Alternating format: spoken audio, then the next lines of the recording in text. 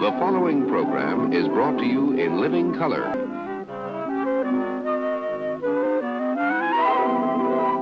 Hello, I'm Chuck Phillip, and welcome to a frozen edition of Southern Stories. Oh, wow, man, what a snowfall we just got the other day.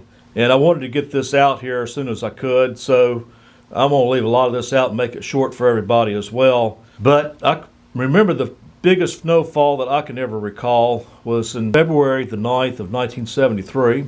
I was in my house that I grew up in across the road, looking at that big plate glass window as it really came down in sheets, and I was just astonished seeing that. And also what a flashback it gave me to see this same thing happening yesterday. But we've had other snows in the past.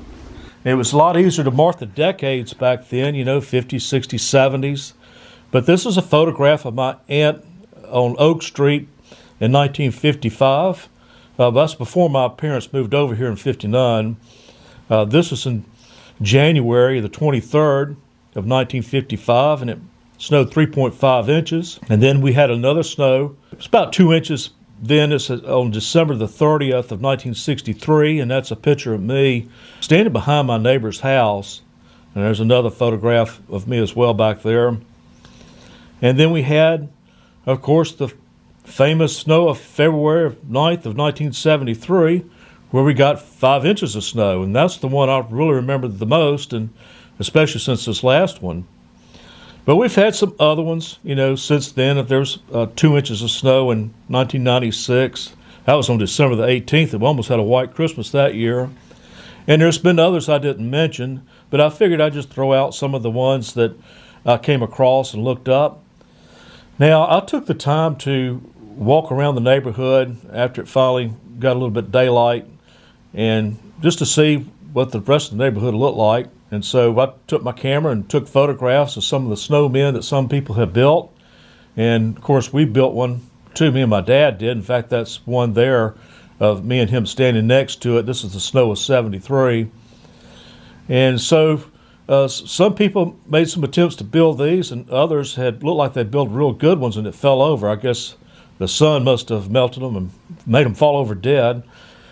And so I decided to take my trek right on up to the Spanish Fort Shopping Center, and I also stopped here at the Fuller's office. This used to be the real estate office for the neighborhood, and so this photograph was taken at the snow in 73 as well, and I tried to put a comparable there for what it looks like now versus then.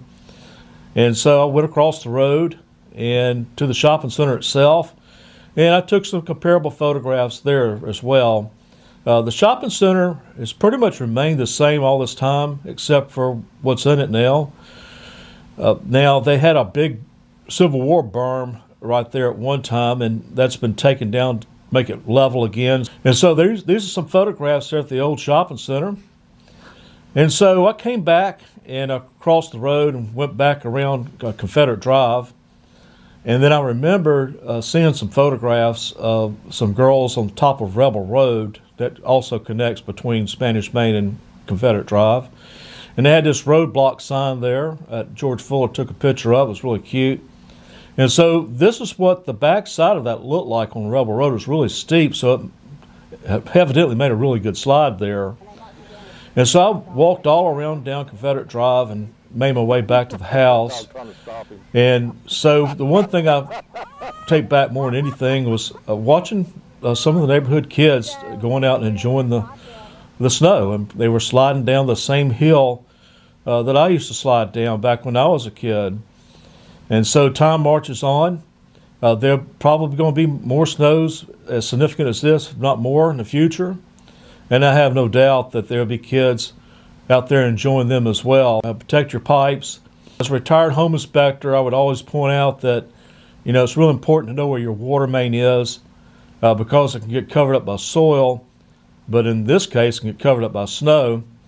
And there is a pretty significant risk of you having to go out there and cut the water off at the main. And that's why I've always recommended that as a home inspector that you put an independent cutoff valve close to the house, that you put your hands right on it right away in case that emergency arises. So I hope you've enjoyed this, guys, and see you on my next episode, of course, and thanks for subscribing to this channel too.